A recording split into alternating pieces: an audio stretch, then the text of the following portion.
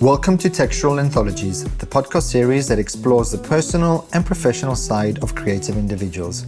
My name is Massimo Casagrande, and in this first series, I will be focusing on the slash culture. Today's creative boundaries are blurred more than ever, and with this series, we will explore how the creative industry and creative people are influenced and inspired by other disciplines. Over the next few episodes, I will be having informal conversations with friends, colleagues and fellow slashers to discover more about their stories, their journey, what makes them tick, and above all, their creative outlets. Enjoy the episode. What do Maria Callas, Lady Emma Hamilton, electric music and drag all have in common? This week's guest is an ex-colleague of mine, Italian but based in London. He is a performer, a lecturer of cultural studies, collaborator with the Victoria and Albert Museum in London, and someone who has worked for the Royal Opera House, the BBC, and the American Ballet Theatre in New York City.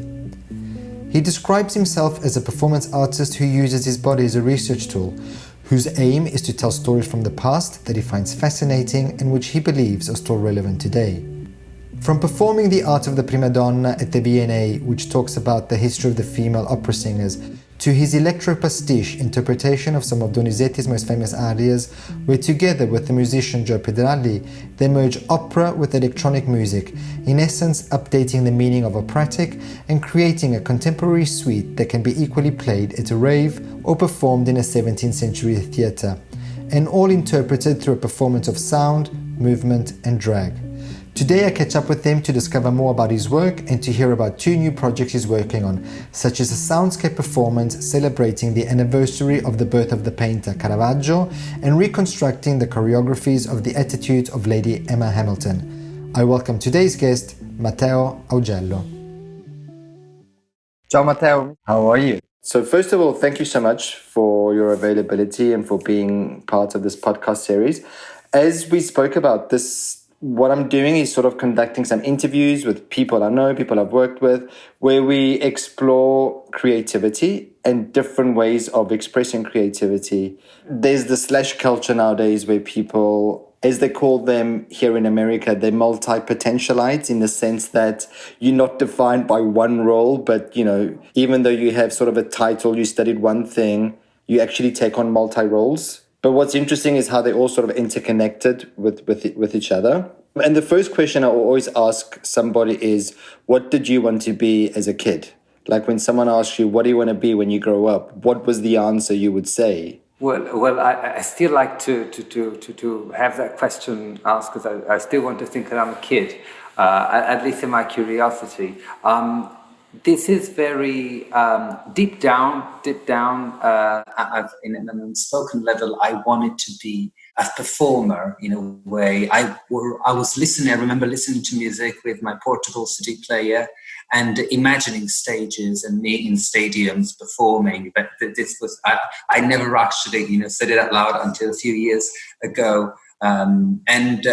The day job was always changing. I went from a lawyer to doctor, then to stylist, and then I ended up bouncing into history and becoming a historian. But that was really never the final aim. What I knew I was drawn to was music and performance and fashion later on in my teens. And somehow it was like what I want to be is someone who has a job related to the field of passion. And then I'm always trying to manage what is the actual job that I can do at different times. I love that. So officially, you trained as a fashion curator and historian in Milan, correct?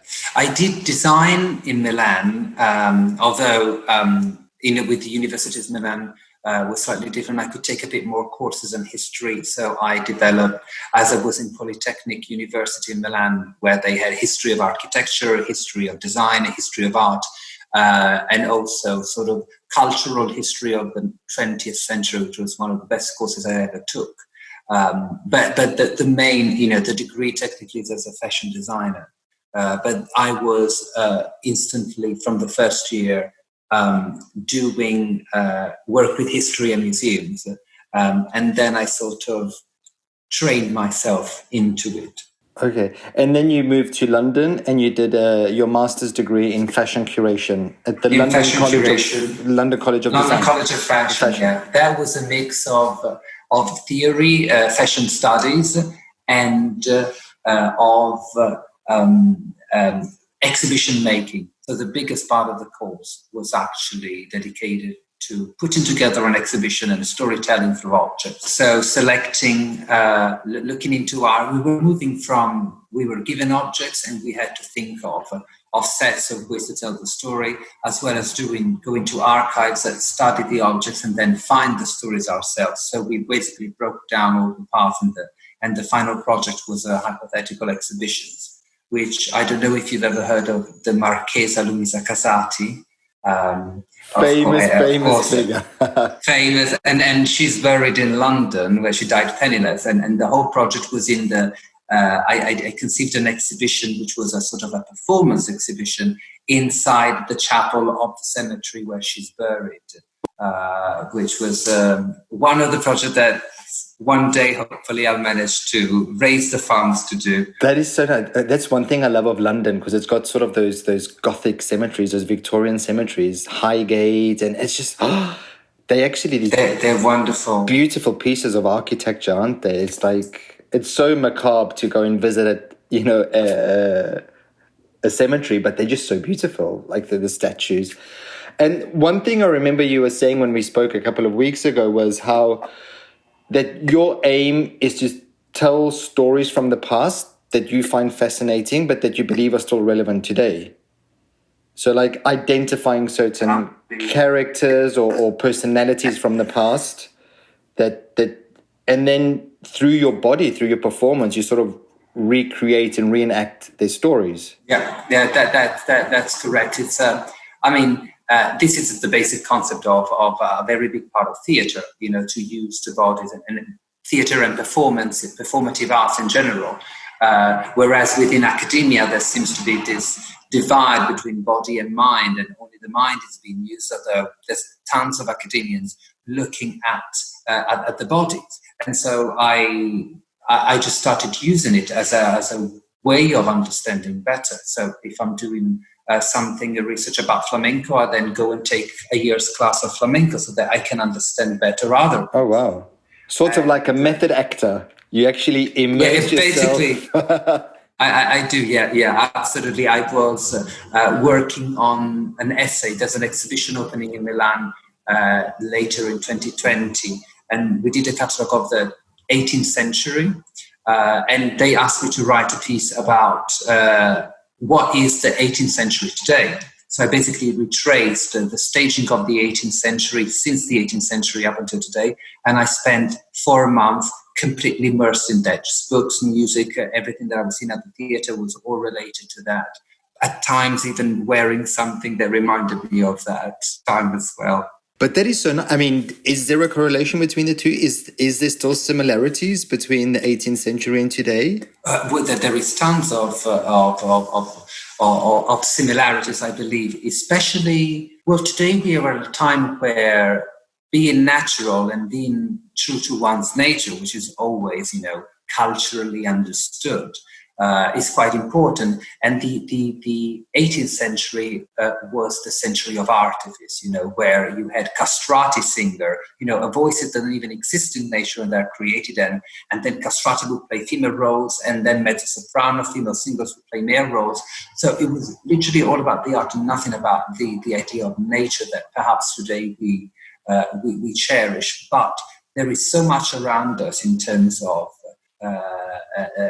costumes. The main way in which you say, something is theatrical. I might have some design student, and you understand that they might do something that is actually quite elaborate and very evident or visible. And we tend to use the term theatrical, but actually, there's Peter Brook's theatre, which is super simple. So theatre is a medium, it's not an aesthetics. But this idea of theatricality comes from the 18th century, comes from French opera, comes from even before Commedia dell'arte, and you can really see the effect that it's had on today's time. Amazing. I'm sure even for you, like to discover sort of certain things that, I love that. That's what I love about research, is sort of where it leads you to the unexpected. It's just amazing, and it's a page turner, because literally it's a little spider webbing where one thing leads you to the other, and it's for me that's the best part of creating is the research. But speaking about opera, the castrati and the prima donna, in 2017 the V&A had an exhibition which was called Opera, Passion, Power and Politics.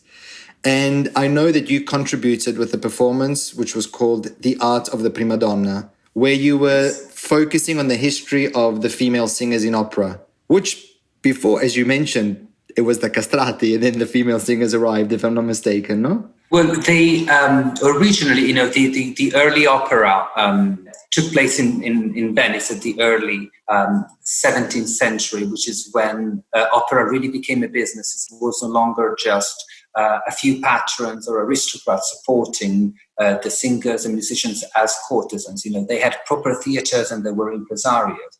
And castrati were already in use, particularly in Italy, because of the Roman Catholic Church and not allowing women to be singing in church. But in that century, women were still fairly high paid. But by the end of that century and into the 80s, the castrati were the highest paid performance. And also, because of their hormones and what they have been gone through, they have the lung power of men, but they can reach notes that women could, but they could last for a lot longer, and it was just this sort of alien sound that attracted them. And when we did that, when I did that performance, I thought a lot about whether I should include castrati and playing on this idea of woman, but as a cultural idea, what are they? Because these are creatures that have been created in terrible ways, of course. But then we sort of, you need to narrow down a narrative. I had an hour. You didn't want to alienate the audience.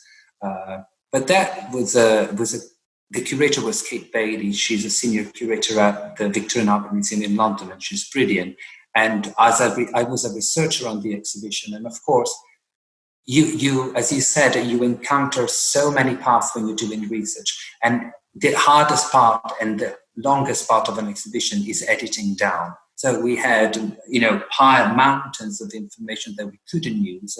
And we were very, very keen to tell the stories of these women. Everything that I do, in a way, is all about women and how women in art found their independence, even at times where they did not have any other forms of independence in society. And there's this one, let me digress for a couple of minutes, but I love this woman. Her name was Anna Renzi. She was from Rome, and she went to Venice in 1641 for one opera. And the only thing that we know about her is an association supporting the opera by aristocrats published a book of sonnets and praise about her. And there is one tondo, one oval with an etching with her face. That's the only image that I have. And I know from the State Archive in Venice that she lent money to people who she actually got back. So this was an unmarried woman in the 1640s in Venice who was earning enough from her art and the opera business to lend money to her friends and get them back. I mean, it's just mind-blowing. And with all, this discourse on feminism, that's why I love bringing the stories to the present.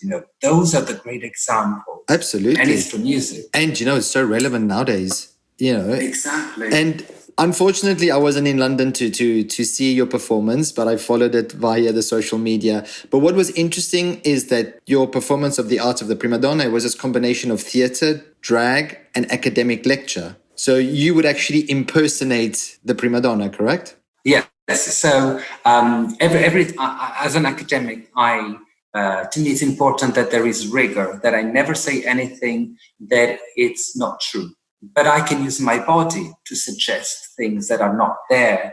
And also, I spent days in archives, and I have a lot of information that doesn't go into the script. But everything that I've read informs the way that I move. And then we use costumes, which is always the central part of everything that I do, because it's what I know the most. I now go ahead at this black catsuit which was basically a neutral body. I was the lecturer. In a way, I was performing the role of the lecturer as well. And there, the part of the script is me telling the stories. Then I would put on one costume, and I wrote script based on letters that Giuditta Pasta wrote to Gioacchino Rossini, or interviews by Maria Callas. I sort of put bits and pieces together, and I put on a costume, and I became them. So I would do a little monologue as if they had come here, and then I would lip sync one aria, so that people were not looking at contemporary performers singing them. And in fact, apart from Callas, all the others are modern performances. But I didn't want the audience to think that. I wanted them just to focus on that person. And I only picked arias that were written for those voices. So in the notes, in the composition, in the ornamentation, is written the capabilities of that singer. So it's just about directing the gaze of the audience to very specific parts that are what we have left of those people. Amazing. And for the Maria Callas, I think there was a story you told where she kind of, to be able to sing that song, that aria that she did something like, did she eat less, or what was it like to be able to get sort of, or am I reading wrong? No. What she did, the aria that I picked is from La Traviata. And Violetta is in her room, and she's sick. She's extremely sick, but it's a beautiful aria. It's got beautiful harmonies by Verdi, and so many singers do actually get lost in the musical beauty and forget this is act, and that she was sick.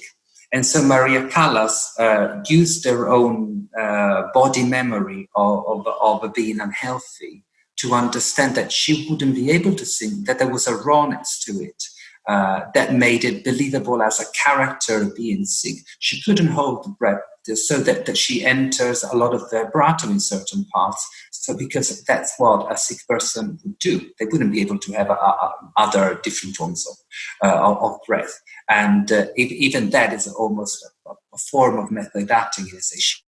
There are, unfortunately, in opera, there are a lot of singers have great voices, but their acting skills are not as developed, whereas opera is a total art form where you need to have. But it's interesting what you said. People do tend to forget that opera is acting. You know, like sometimes if I'm at the opera, I actually tend to close my eyes and just get carried away by the music and by the singing.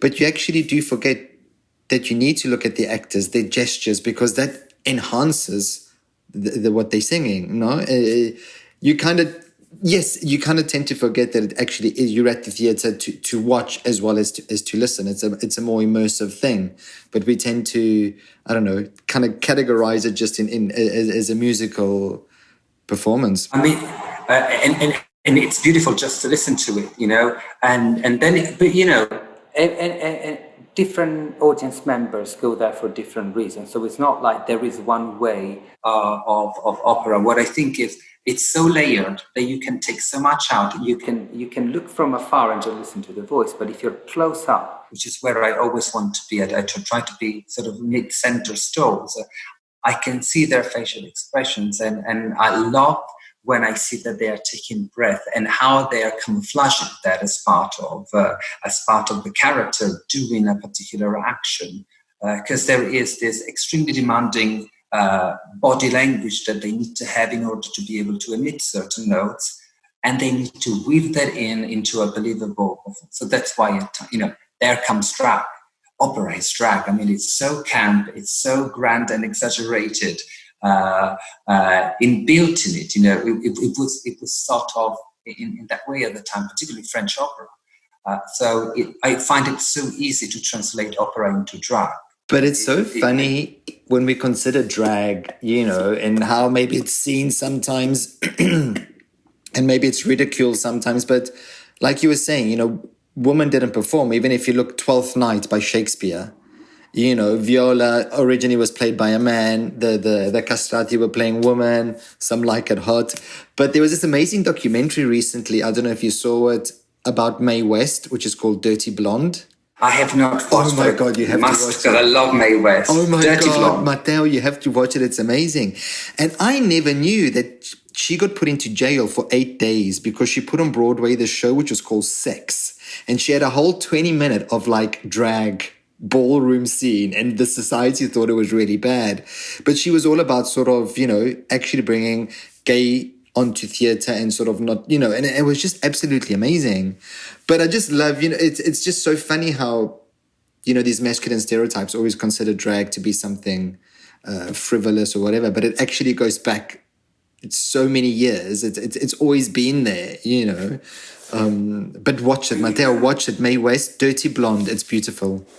I will, and God, she's a character and a half. But the idea of drag, to me, RuPaul has popularized it, and there is one particular type of drag that comes out of it, which is this sort of, it's mostly about the look. The performers that I'm interested the most are the ones who take drag as a way of enhancing certain characters, but they are performers beyond that look, such as Sasha Velour, Bianca Del Rio. But I was thinking, how far back does it go? And there's a great book about costume in ancient Greek tragedy by a British author, Rosie Wiles, and she's looking at a lot of vases. That they told everything about their society. There were actors who would even wear penises, like large penises, male actors wearing penises, because if you're playing a satyr or a certain character, that size took something about.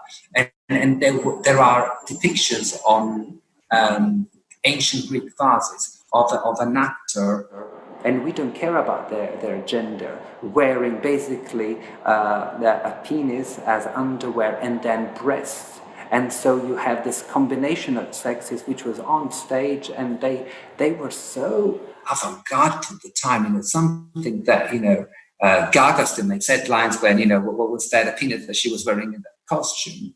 And it was there all along, and people always felt the need to play with gender, and because there's always an understanding that it's a social construct, and as a social construct, there's always going to be an artist who's political enough to play with it. Well, speaking of ancient Greece, like in the Afternoon of the Faun, Nikinsky, he was inspired by the Greek vases for his costume, and it was quite erotic when he sort of, dances with the scarf and kind of, let's just say, climates to it. Marvelous costumes, by the way, which Freddie Mercury also wore in the video "Want to Break Free." Everybody thinks of the first part as a housewife, but there's also Nijinsky in there. It's insane. Staying with the opera, in 2019, you worked together with a musician, Jody Pedrali, yes, for a show which was called Udite, Udite, Requiem per Elisabetta, which is, it was a festival dedicated to the composer Donizetti, correct? If I'm not mistaken, yes. And this was interesting because it was a show that combined opera, drag, and electronic music. And you were sort of performing some of the most famous arias of Donizetti. And it was like in a piazza, was it in Bergamo, I think? It was in Bergamo. It was during an opera festival called Donizetti Night. There's a Donizetti theatre, because Gaetano Donizetti was from Bergamo. And then they had their opera seasons, but once a year they also organized a festival where they pushed the boundaries of opera. And we've been collaborating with them a few times before, particularly Jody, who's a great musician. And we did one thing the year before where I just lip-synced one aria, which Jody then layered with electronic music, and everybody was like, we think we like that. And then we structured it. So we took the title of the show, actually, Udite is the first two lines of one aria by Dulcamara from one opera, and then Elisabetta was one of the characters he used the most, and Requiem is another religious piece by him. And basically, I took pieces from different operas and other musical composition. I've created an order so that there was almost a new narrative with existing pieces. Basically, there's so much sampling in contemporary music where artists take things from the past and redo it. Hip hop really mastered that art. We did the same. but with a different genre. And I was lip syncing to it while also dancing, and in the choreography, which I did myself. I'm not a trained dancer. I use my body to express. I love Martha Graham, so I was watching video of Martha Graham and taking moves that work with my body, and it was really a work in progress. We worked, he in Italy and I was in London. We would exchange a few things. I would dance in my living room. He plays in his living room. And then we basically had one rehearsals the day before. And a lot of it was just our own instinct of having worked together on stage. We understand each other. At the beginning, we basically built the show as he does something and I does my own thing. And the final show, he started interacting with me. It just suddenly became as if there were two performers on one, and he added layers on the narrative as we were there. And we really want to make opera. I wouldn't say more accessible because it's not the right expression. I want to show the potential of opera. I literally dance to opera. I think it's great dance music. And it's great rave music. That's what I wanted to ask, sort of like the younger generation, this Generation Z, the millennials, how receptive are they to opera? And because you performed this in a piazza, open, people would stop and watch. Like, how did they react to this? I think, does the electro help sort of them become closer to the art of opera? Well, at that time there wasn't. We did something new, so I did not speak. There was no introduction. We just sold it. This is what we're giving you. That was basically a piazza. There were some seats in front of the stage, but then it was open and people were walking by. And it took a bit for people to understand, but it was so generally weird. Plus, Bergamo is not London, so people are exposed to different things. But people were taken because it was so confusing. And I have to say, the younger the audience, the better, because they have no preconceptions of opera. I will always remember these two kids, brother and sister. He was 5 and she was 8. And the mother stopped us saying, they saw you 2 days before where we did a sort of a open rehearsal thing. And they've been listening to opera. They've been wanting to listen to opera. And I was after the performance, so I did not have costumes, but I had a long kaftan, but my face was still fully made up. I still had the extension of what was left of them. And this young girl looked at me, she put the kaftan, she said, "You're beautiful." And also this idea of understanding beauty beyond stereotype, it was just so candid and pure. They were dancing. They were standing up. There were a few kids around. Sometimes I could see the parents almost pulling them away. This is not something that you should watch. There's a jackpot there on stage, and they don't care. So that's the where I want to head. And the older ones who already are familiar with opera, some of them are conservative because it's a quite institutionalized performance art. But some others are open to new ways, and I have to say, it isn't everyone's cup of tea. But we have received a very encouraging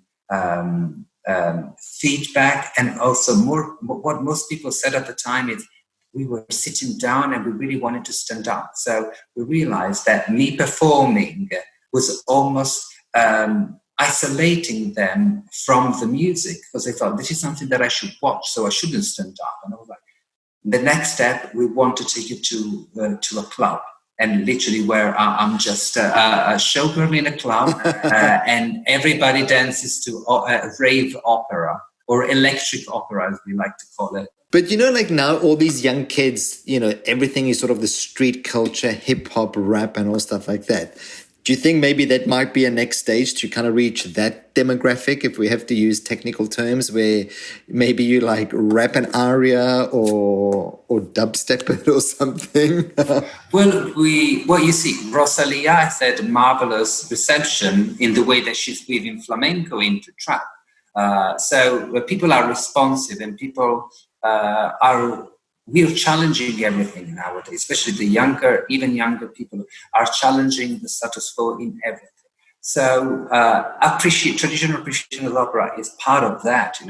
opera is full of colonial imperialistic plots that are so problematic.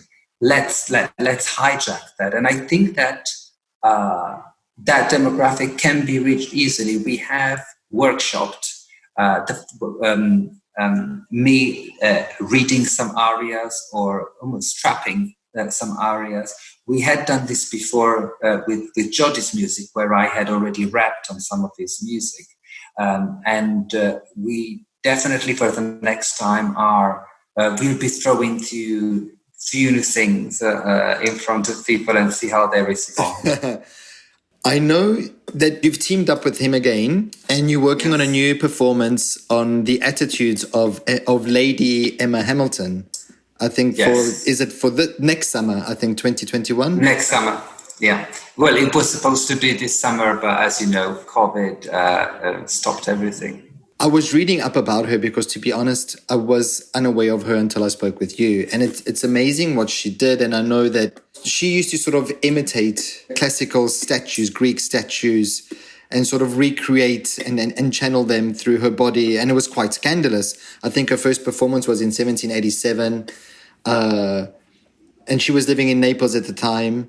And she sort of did this dance. And what you're doing with Joe is, again, you sort of, through your body, you want to rechannel what she did, so sort of recreate the attitudes.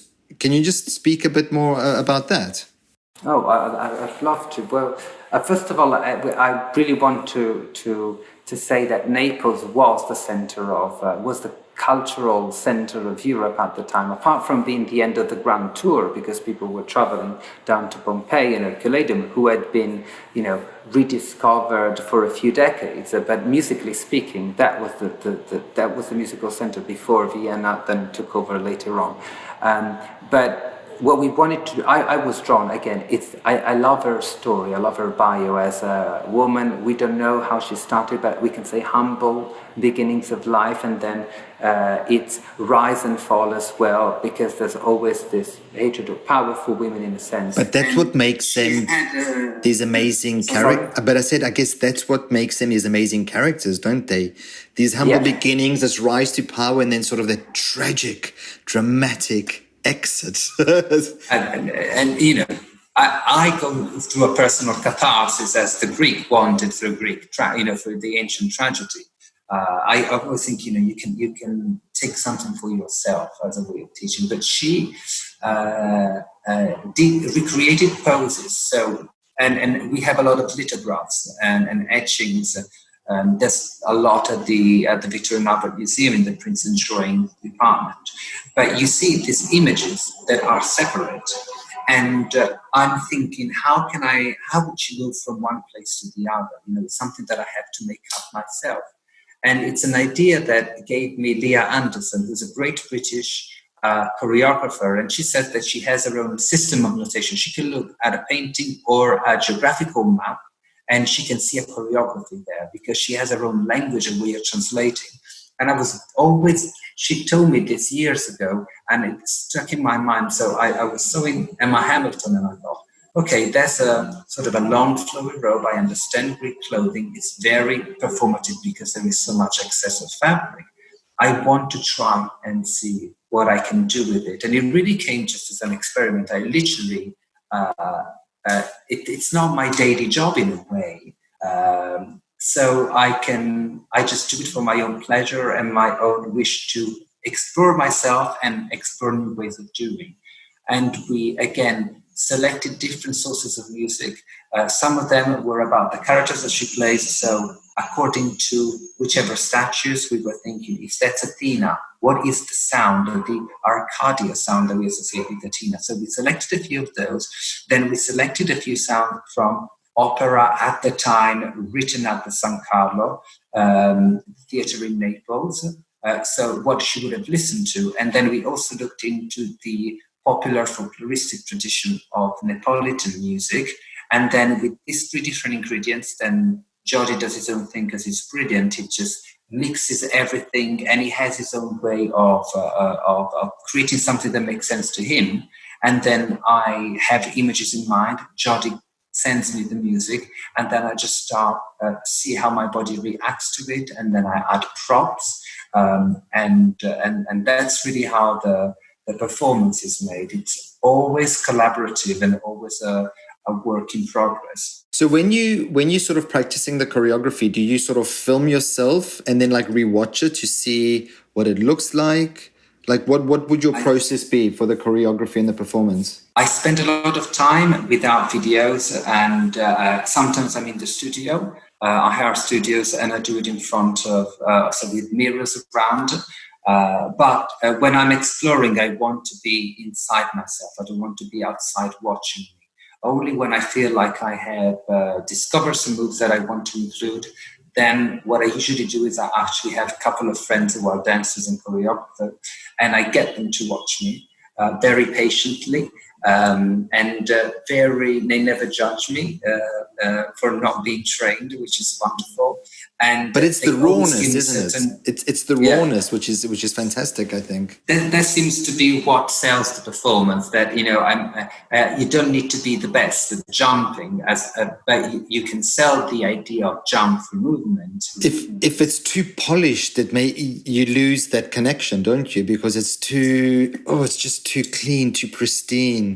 Which makes me think, and that's one of the points that I sent to you was the Rite of Spring of Diaghilev. It caused such a scandal when like Stravinsky got so many bad remarks because all the critics were like, why did he do this?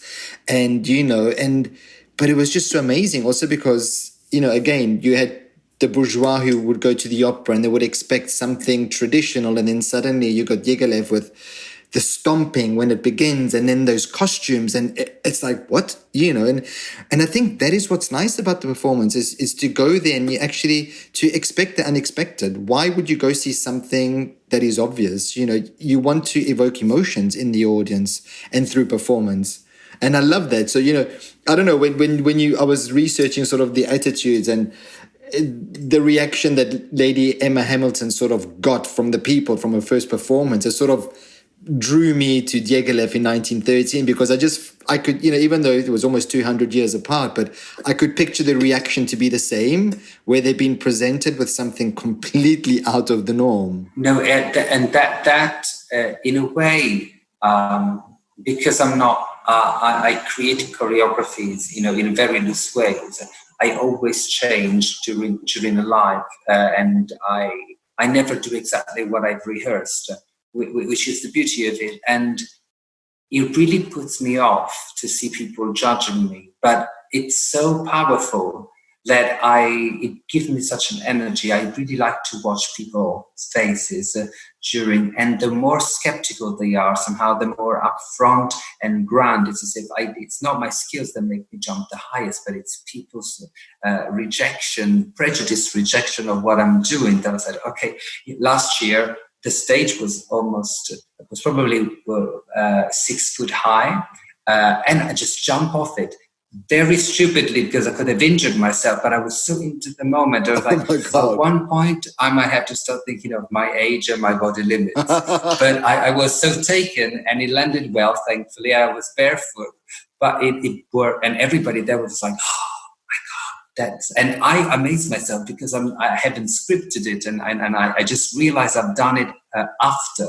It's really, in a way, I'm part of the audience when I'm performing. I really love that. That's amazing. And I think sometimes the reaction of the audience is the realization, when they have that look on their face. I think it's mostly also realization that they're actually liking it, but they want to show it. Because they're like, oh my God, I'm actually liking this, and they feel that they can't show it because they have to be in this sort of stereotype box. I also know that you taught a course, or I don't know if you're still teaching it, which is called Developing Identities Through Clothing, which was at Central St. Martin's, where you were sort of teaching the participants how to sort of maybe prepare for interviews, but also to feel comfortable with their identities, appreciate their bodies, themselves. How receptive are people to that? Like, how do you teach someone to sort of appreciate themselves through their clothing or to become more comfortable with their clothing? It's very difficult. In a way, again, that is also unscripted. So I took some acting courses, after the V&A just to realize there is some potential there, but let's hone some skills and let's get some more tools so that I can do better. And I've realized that doing acting courses to me was revelatory in so many personal ways as well, because it really made me think of other perspective. And I realized that clothing have identities inbuilt in them. They have movements. In skirts, they can tell you how to move, what pace you should be having. We react to them in very unconscious ways. And so what we did was to divide this course in 4 parts, where basically at the beginning you arrive and you describe yourself in a way you're almost conscious. And then we move entirely away where you have to play different characters, following costumes, saying, okay, that hat is obviously the hat of, a third-year-old banker in London, for example. And the garments are the clues. So you get more comfortable with the idea that you can become someone else just by what you're wearing. And then the next step is creating some kind of personas, so one enhanced version of yourself that is focusing on one side and staging it. I love doing it because I see things that I never saw. And it's not about me teaching them, you have to wear this to do that. There are books that do it. It's about them, making them a bit more performance and saying, hey, you can't change the set of your daily performances, but perhaps you can change the costume. But also, I guess it helps them to become a bit more confident with themselves and their body image as well.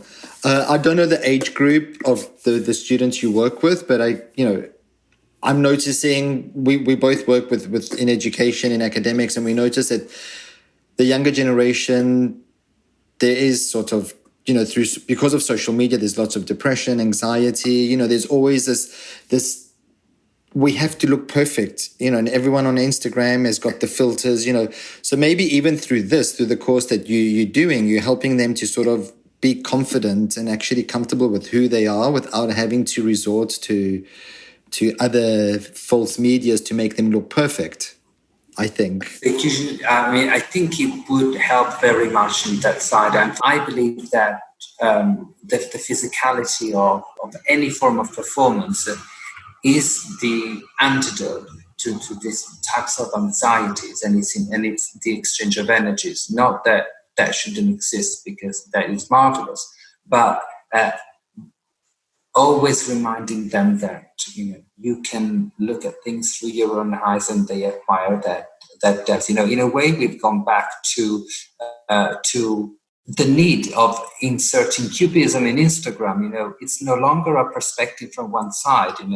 A person alive is a cubist painting. You see all the different sides, and Instagram has sort of brought us back to that one frontal view, which was a 500-long dictatorship in Western art, in a way. So the concept of the man, as in the human, and garments is something that goes back for a long time. I just want to give you some quotes, and then I'd like your feedback on these. So Homer in the Odyssey, which was written around the 7th or the 8th century before Christ, wrote, "From these things you may be sure men get a good report." In 1536, Erasmus, who was a theologist, wrote Vestis Verum Facit. Shakespeare in 1600, in the play of Hamlet, wrote, "The apparel oft proclaims the man." And then your favorite, Mark Twain, said in 1927, wrote, "Clothes make the man. Naked people have little or no influence on society." So, do you agree or disagree with these? Do clothes make the man? I do believe that we can build ourselves. We do effectively build our identities through clothing. This is a non-verbal language, dress rather than fashion. That exists in any culture, and form of ornaments that can be permanent or temporary, and not necessarily the fashion industry as we may be thinking about. And we use that to interact to stronger or lesser extent. In some societies, the judgment is stronger, perhaps, and it has bigger consequences. and I believe that, to a point they're all right. The only quote that I have a problem with is Twain's, just because it has been taken very often, that extract, the first part, Clothes Make the Man, which is can sound very interesting and also suitable for my field, but the after part, first of all, it talks about nudity, and that was a colonial white imperialist point that he was making about hierarchies between people and their ability to wear garments or not, which is totally wrong, and actually and historically it makes me cringe in a way when I think of Twain, who has, he had a pedigree of that type of comment. And also, one thing that I do study a lot in theatre is nudity. In Italian, we don't have this difference, but in English, there is a difference between nudity and nakedness. And nakedness is the state of being unclothed, as opposed to nudity, which is the cultural understanding, the cultural and social understanding of being without clothing, which changes all the time. And in theatre, to look naked, being without clothes, that's a costume. It is legitimately a costume. It is used at times as a gimmick to attract certain attentions, because a nice pure veil of tuchus or breast or whichever sex that maybe can cause deals of attractions or rejections according to body types and how people read them. But effectively, you don't see the actors naked. You're seeing how the society that is described on stage or in an experimental theatre, how you as a society sitting in the audience judges that. But it's an abstraction of it, and so you're faced with that concept and how you deal with it. So even being in the nude, it's so powerful. I've tried naturally speeches a few years ago for the first time, and it was truly an experiment to test my own limits and see how much prejudice I was and how much it was impacted in me. And even that I was using as a research to really get to the core and get to different perspectives of what does it mean to be without clothes. I wouldn't have a job if people were not wearing clothes, and I wouldn't be talking about that history. But nevertheless, very often I end up my shows half naked, or I start them half naked, and I really like to play with that, because it changes so much. If I don't have a garment, people can really make anything of what I am. So if clothes make the man, perhaps nudity can make the other, because you decide what you want to attach onto them, because they're giving you no clues. It's like a blank canvas, no? You're left alone. Yes. Or it's a canvas that you depict, and I want people to be aware that it's all about them. It's not about other people's unclothed bodies. And this is something that perhaps we do not discuss enough. We don't. But also, like being naked, I think for most people, it's, again, the confidence of doing it. Also because you're just completely exposing yourself to everyone. That's it. It's you, So there's always this fear of being naked. I remember in London, I don't know if they still do it, but they used to have like the naked reading club or something like that. And you would go and the readers would all be naked and they would read text, literature, but like completely naked, I always thought there was, I've never been again. There are always things I discovered after I left London. It's quite sad. But again, the confidence just to be able to stand up in front of an audience, completely naked, completely exposing yourself and just reading a text, it's nice. But again, how clothing made man. We both work in fashion. We've seen how things have changed. Like couture used to be one thing, and then suddenly the sneaker and the trainer came into couture, and the street culture, so the man is changing, the clothes are changing, stereotypes are changing. So maybe also the nakedness needs to sort of be embraced a bit more by society, or, I don't know if you watched the video I sent you about Margiela. If you got to watch it. I didn't have the time. Okay, but there was one part which is absolutely beautiful, and that's what made me remind me of you. Is it's a beautiful video because he's describing the collection, the thought process, the research process of the collection. And he's starting with the wet look. Like, one of the ideas is the wet look, but what he's looking at is veiled marble sculptures. And it's just amazing because the way that the clothes are draped on there, it looks like wet. And I don't know if you've ever been to Windsor Castle in St. George's Chapel. There's this beautiful tomb of, I can't remember which princess, but like, it's all the statues of Virgin Mary and everything, but then the marble is draped on top of it. So it almost looks like a sheet has been draped over the statues, but it's all sculpted. So he's looking at these, and then he's looking at, John Galliano is looking at these veiled marbles. He's looking at Botticelli, I think it was the Primavera, the spring. And then he's looking at Martha Graham. And it's just amazing because he's looking at how the garments move, and through performance and movement, the garment is telling a story. It's absolutely, absolutely stunning. And I thought, oh my God, Matteo, you have to watch this because it's just like I absolutely beautiful. need to watch. I love, that the statues and the winged victories and how the drapes are depicted there. And what I always associate with, what it always makes me think, apart from, the Merveilleuses after the French Revolution, which is a sort of highbrow reference to these ladies dampening their muscling tunics so that they can, but it's the wet t-shirt contest, like literally. Yes. We still have that. We still have that. A different type, but we still do it, We still have it. Spring break. Oh, you should come to Miami. You'll get lots of inspiration.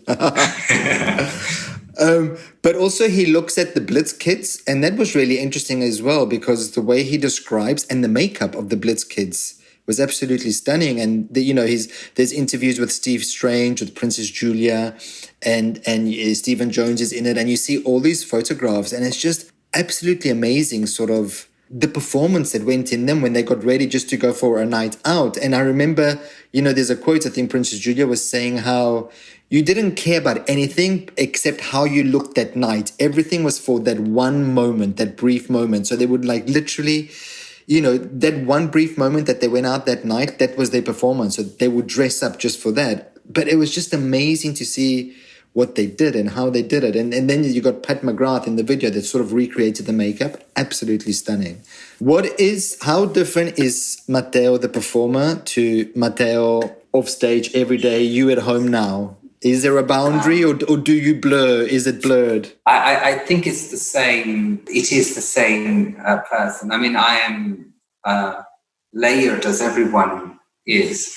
But there is a friend of mine, actually, last week, literally one of my best friends, we were talking about different things, about personal life. And he said, why are you always so dramatic? Everything is extremely intense in my life. If I discover something new, I need to spend so much time into it. And it's like I want to own a piece. I need to collect. I need to collect objects. The performance was born out of me. I have a drag character. Her name is Miss Bella Bird, and she is slowly taking on a different persona. I'm building her over the years. At the beginning, it was just me. She's evolving. And then now she's evolving. And recently I have decided that one of my other names should be Dominique. And so now I'm starting to build another character. I grew up obsessing about Bette Midler and her concept in the 70s and 80s, where she had literally the different characters on stage. And it is really the same. And we were at university together and then up, but I literally started dressing more and more going to school. So I would dress up something that's Baroque, like a Baroque corset, a costume, to go to class, if I'm talking about that. So to a point, I almost do not have an identity, because I'm always performing my interests in what I'm wearing or how I'm feeling. And you have that too. You know that if you go out in a certain way, you know the reaction. So you're always treating yourself with a bit of a distance in a way. And if you're revealing your nature, you are aware of it again. So you are. It's the costume we wear, no, to protect ourselves, I guess. Yeah. I also know you're working on a new project. I think it's next year. Is it for? Correct me if I'm wrong. The 450th anniversary of the birth of Caravaggio, the painter. That's correct. And are you allowed to talk about this? I can say a few things. Okay. Yeah. Okay. Tell us what you can. I'm from Caravaggio, which is this tiny village near Milan and near Bergamo in northern Italy. And Caravaggio was signing himself, the painter was Michelangelo Merisi da Caravaggio, which is from Caravaggio. And he picked that name because obviously Michelangelo was pretty popular already. He was quite known. And there was another painter, Polidoro Caldara from Caravaggio, who was a fairly known painter, and apparently that's the reason. But he wasn't born in Caravaggio. He was actually born in Milan, but spent his early years in Caravaggio living, and which is exactly what I did.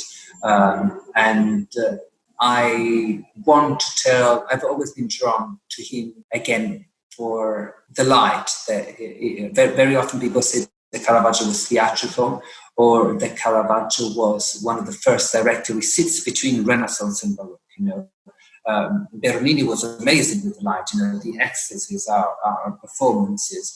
But Caravaggio it was really introducing that. The characters are in such motion that you can really, I feel they're always, these are snapshots. Something that in Renaissance painting, I do not feel that people are posing. With Caravaggio, I feel that they have been caught in the moment, which is what I absolutely adore about his stuff. And what we're going to do, again, working with Giorgi Pedrali, and I'm putting together a bigger team, also a collective called Needy from Bergamo, who do light and video projection. We've just workshopped some ideas of projecting onto different layers of canvases so that the projection of painting can go through, and I just move around.